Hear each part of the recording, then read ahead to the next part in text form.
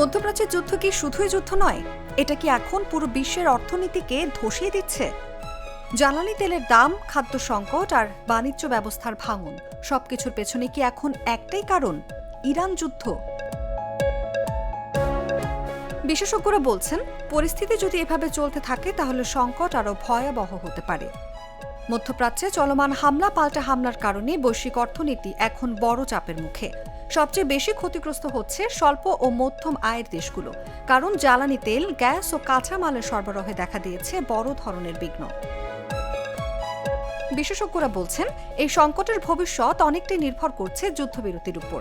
যদি যুদ্ধ আবার তীব্র হয় তাহলে জ্বালানি সংকট ও মূল্যস্ফীতি আরও বেড়ে যাবে। বিশ্ব অর্থনীতির সবচেয়ে গুরুত্বপূর্ণ রুটগুলোর একটি হল হরমুজ প্রণালী। বিশ্বের প্রায় 20% তেল এবং 25% এলএনজি এই পথ দিয়ে যায়।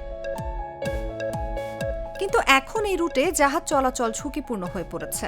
ফলে অনেক বিমা কোম্পানি যুদ্ধ ঝুঁকির কভার বন্ধ করে দিয়েছে, আর জাহাজ ভাড়া বেড়েছে শতাংশ। জাতিসংঘ বলছে, এই পরিস্থিতি বৈশ্বিক বাণিজ্য প্রবৃদ্ধি প্রায় অর্ধেকে নামিয়ে আনতে পারে। একই সঙ্গে বাড়ছে খাদ্য ও উৎপাদন খরচ। বিশেষজ্ঞদের মতে শুধু সাময়িক সমাধান যথেষ্ট নয়। কূটনৈতিক আলোচনা শুরু হলেও স্থায়ী শান্তি এখনও নিশ্চিত নয়।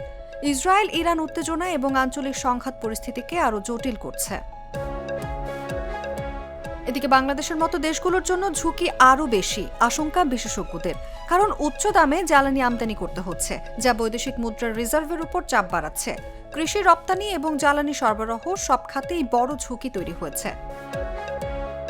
এমনকি প্রবাসী কর্মসংস্থানও প্রভাবিত হতে পারে।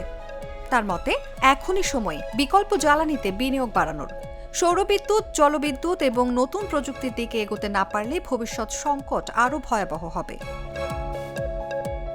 যুদ্ধ শুধু সীমান্তে সীমাবদ্ধ নেই, এটা এখন ঢুকে পড়েছে বিশ্ব অর্থনীতির কেন্দ্রবিন্দুতে। আর বিশেষজ্ঞদের সতর্ক বার্তা একটাই, সময় যত যাবে সংকট তত গভীর হবে। নিউজ ডেস্ক, জাগো নিউজ।